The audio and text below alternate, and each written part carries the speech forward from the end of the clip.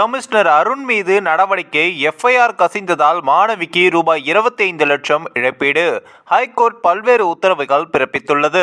சென்னை அண்ணா பல்கலைக்கழக வளாகத்தில் கல்லூரி மாணவி பாலியல் வன்கொடுமை செய்யப்பட்ட விவகாரத்தில் சென்னை உயர்நீதிமன்றம் தாமாக முன்வந்து விசாரணை நடத்தி பல்வேறு அதிரடி உத்தரவுகளையும் பிறப்பித்துள்ளது. அதாவது சென்னை அண்ணா பல்கலைக்கழக வளாகத்தில் அப்படி கல்லூரி மாணவி பாலியல் வன்கொடுமை செய்யப்பட்ட சம்பவம் தமிழகம் முழுவதும் பெரும் பரபரப்பை ஏற்படுத்தியுள்ளது. இந்த கொடூர சம்பவம் குறித்து கோட்டூர்புரம் போலீசார் 8 பிரிவுகளின் கீழ் வழக்கு பதிவு செய்து குற்றவாளி ஞானசேகரனை கைது செய்து சிறையிலும் அடைத்தனர். இந்நிலையில் அண்ணா பல்கலைக்கழக மாணவி பாலியல் வன்கொடுமை விவகாரத்தை சென்னை உயர்நீதிமன்றம் தாமாக முன்வந்து விசாரணைக்கு எடுத்துக்கொண்டுள்ளது.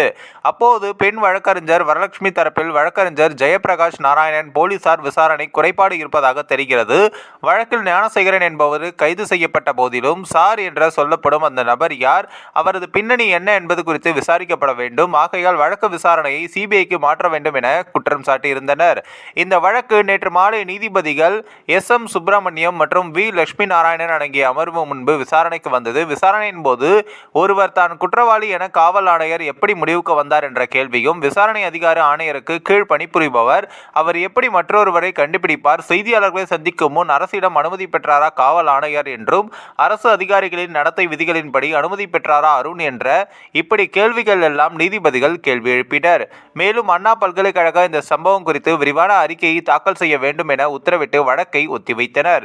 இந்த வழக்கு மீண்டும் இன்று விசாரணைக்கு வந்தபோது மாணவி வன்கொடுமை செய்யப்பட்ட விவகாரம் தொடர்பான அறிக்கை சீலடிக்கப்பட்ட கவரில் ஹைகோர்ட்டில் தாக்கல் செய்யப்பட்டது. இதையடுத்து தமிழக அரசு தரப்பில் விளக்கம் அளிக்கப்பட்டது. அமைச்சருடன் எடுக்கப்பட்ட புகைப்படம் என்பது பொருந்தாத வாதம் என நீதிபதிகள் கூறினர். யார் எஃப்ஐஆர் பதிவிறக்கம் செய்கிறார்கள் என கண்டுபிடிக்க வசதி இருந்தும் ஏன் குற்றவாளியை கண்டுபிடிக்க முடியவில்லை என்ற கேள்வியும், புகார் அளிப்பதற்கு காவல் நிலையத்திற்கு மக்கள் வருவதற்கே பயப்படும் நிலைதான் தற்பொழுது உள்ளது என்றும், மாணவி பாலியல் வன்கொடுமை செய்யப்பட்ட விவகாரத்தை 3 பெண் IPS அதிகாரிகள் கொண்ட சிறப்பு குழு இனி விசாரணை செய்யும். அண்ணா பல்கலைக்கழக வளாகத்தில் பாதிக்கப்பட்ட மாணவி தைரியமாக வந்து புகார் அளித்தது பாராட்டுக்குரியது. எஃப்ஐஆர் புதுவெளியில் கசிந்ததற்காக பாதிக்கப்பட்ட மாணவிக்கு ரூபாய் 25 லட்சம் இடைக்கால நிவாரணம் வழங்க வேண்டும் எனவும், இந்த தொகையை குற்றத்தில் தொடர்புடையவர்களிடம் காவல்துறை அதிகாரிகள் உட்பட வசூலிக்க வேண்டும்.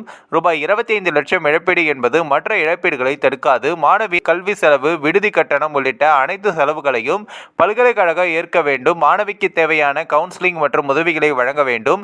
மாணவி தனது படிப்பை தொடர்வதை அண்ணா பல்கலைக்கழகம் உறுதி செய்ய வேண்டும். மேலும் மாணவியின் அடையாளத்தை FIR குறிப்பிட்டு சட்டப்படி தவறு. மற்றொரு பக்கம் பாதிக்கப்பட்ட மாணவியின் கண்ணியம் காக்கப்படவில்லை. சென்னை காவல் ஆணையர் மீது அரசு சட்டப்படி நடவடிக்கை எடுக்க வேண்டும் என உத்தரவிட்டார். பாதிக்கப்பட்ட மாணவிக்கு பாதுகாப்பு அளிக்க DGPக்கு நீதிபதிகள் உத்தரவிட்டனர்.